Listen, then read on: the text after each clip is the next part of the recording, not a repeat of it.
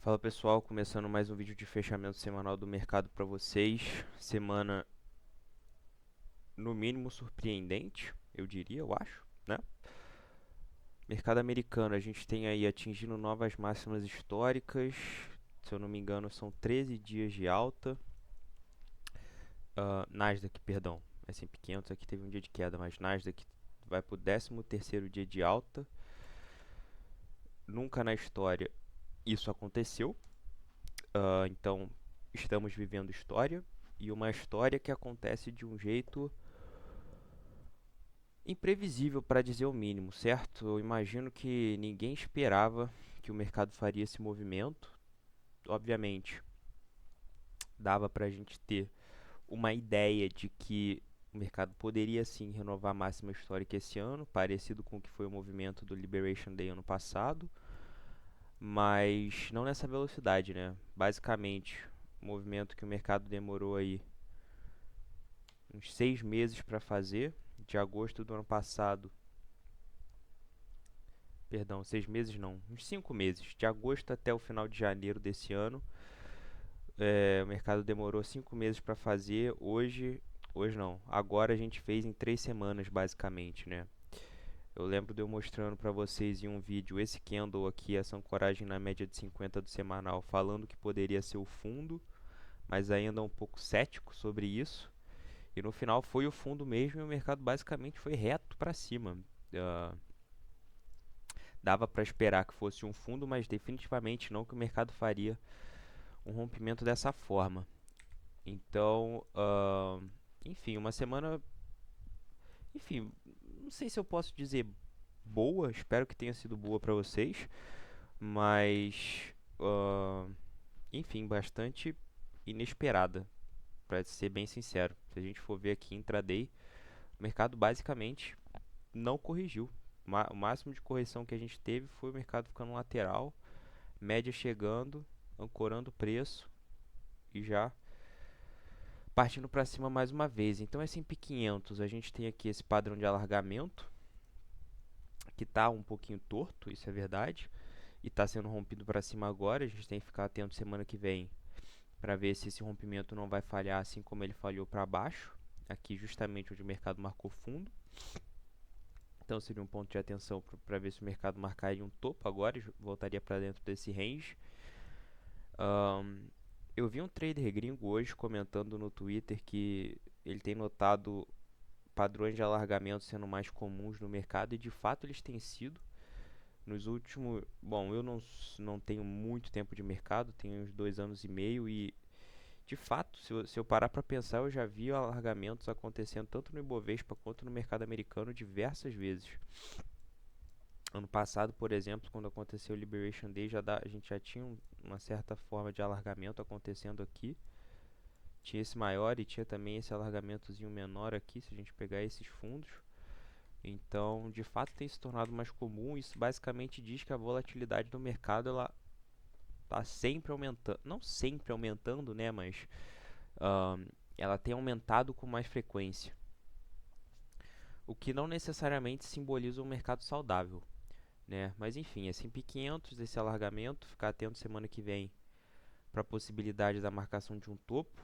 Difícil dizer que é um topo, agora marcamos topo e a gente vai corrigir tudo de novo. Diria até que é um pouco de, é, enfim, negacionismo da tendência de afirmar isso agora, para ser bem sincero, porque a tendência está forte, o mercado está muito forte, então no máximo uma correção, às vezes viram um sidebar no semanal, ou então uma sombra no semanal e a gente tem uma quarta semana de alta. Nasdaq, movimento muito parecido. A diferença é que aqui a gente não teria um alargamento perfeito, né? Eu tinha um triângulo desenhado no gráfico, então, enfim, seria mais ou menos isso que dá para ver, seria uma lateralidade. Mas enfim, o que importa é que o mercado rompeu. Todos os índices fizeram basicamente esse movimento em V aqui. Leitura basicamente a mesma. Se o S&P 500 fizer topo e corrigir, provavelmente Nasdaq vai vir junto. A diferença é que Nasdaq tem uma estrutura menos clara para marcação de topo. Mas a gente pode ver que está bem esticado das médias já.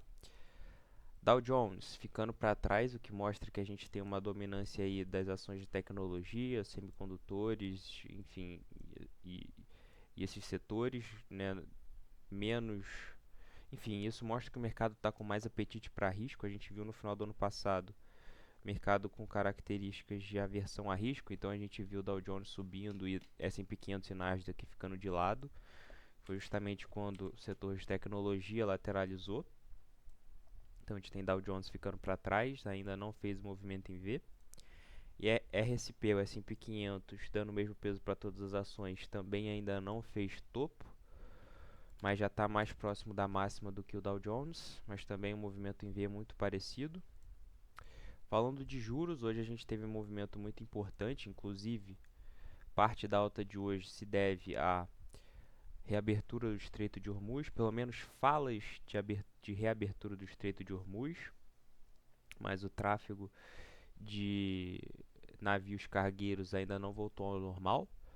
Então, enfim, o mercado claramente está precificando o fim desse conflito, o fim enfim, de qualquer interdição lá no Estreito de Hormuz, mas na prática ainda me parece cedo para dizer que de fato a paz começou a reinar de novo, certo? Juros fazendo um movimento importante de queda, caindo bastante no dia, mas ainda não perderam a tendência de alta, ainda estão na média de 50, deixaram sombra nessa média de 50, então, enfim, como a gente está começando no final de semana, imagino eu, né, que não surpreenderia ninguém alguma coisa acontecer, segunda-feira a gente acordar com o mercado completamente ao contrário do que está sendo hoje, esses juros jogarem para cima. Então, é isso, a tendência ainda é de alta, mas movimento de queda super relevante hoje, e caso a paz de fato tenha sido restabelecida, o comércio de petróleo volte minimamente ao normal, é bem provável que a gente veja esses juros voltando a cair. Não sei se aqui para essa região dos 3,30, 3,4, mas enfim, provavelmente a gente veja esses juros voltando a cair. EWZ, a bolsa brasileira, hoje uma das poucas bolsas que demonstrou fraqueza, demonstrou um movimento vendedor.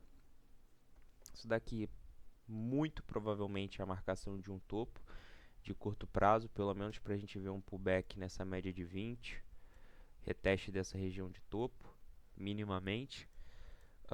Enfim, continua sendo tendência de alta, mas obviamente o mercado não sobe reto, então o que eu espero para a semana que vem é uma correção dessa tendência de alta, uma correção que é completamente saudável.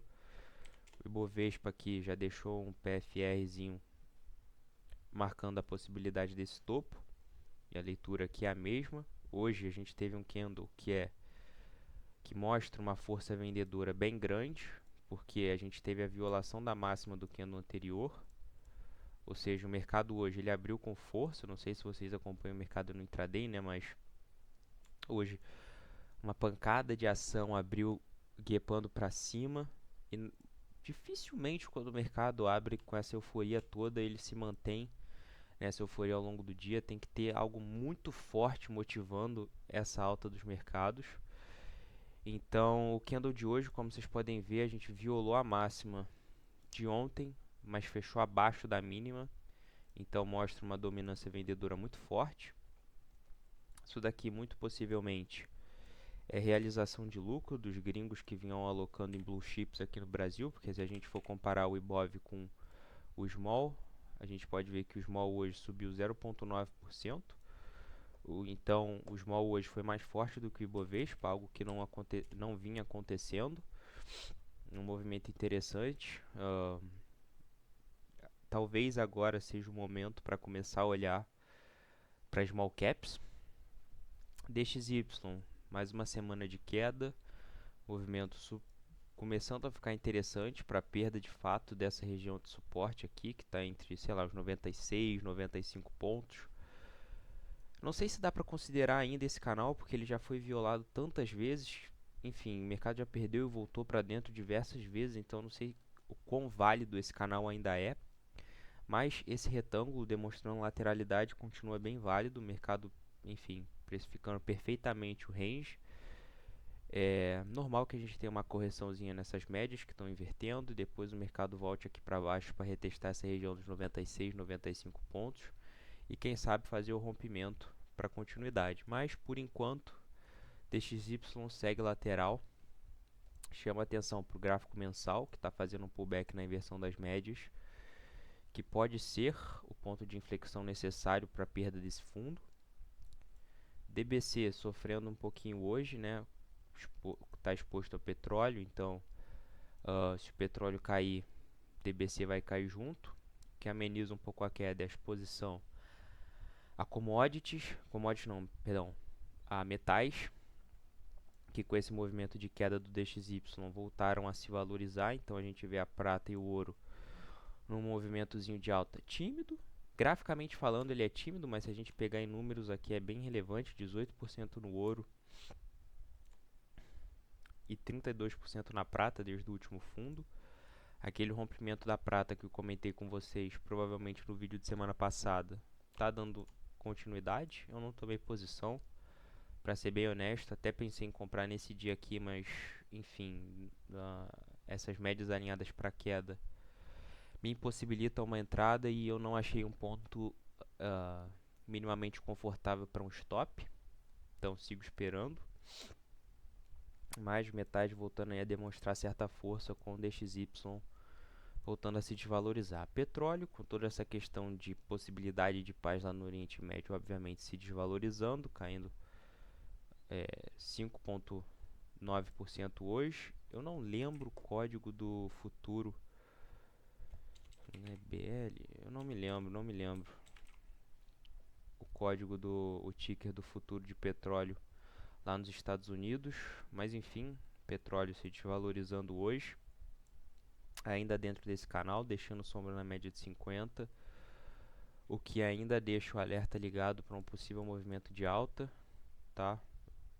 Pelo gráfico eu ainda não descarto a possibilidade do petróleo voltar a se valorizar, e a gente sabe o quão imprevisível tem sido esse cenário de guerra, quão volátil tem sido as opiniões e as falas e as resoluções do conflito, então eu não descarto a possibilidade do petróleo voltar a se valorizar.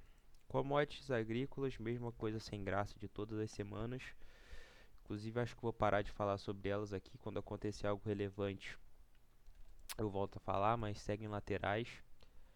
Bitcoin fazendo um movimento importantíssimo essa semana. Na segunda-feira a gente teve uma valorização aí de 6%, que é um movimento bem importante para o Bitcoin. A gente pode ver que o Bitcoin agora começou a fazer o oposto do que ele vinha fazendo, que antes a gente via uma dominância dos candles vendedores muito grande. Estou marcando para vocês aqui.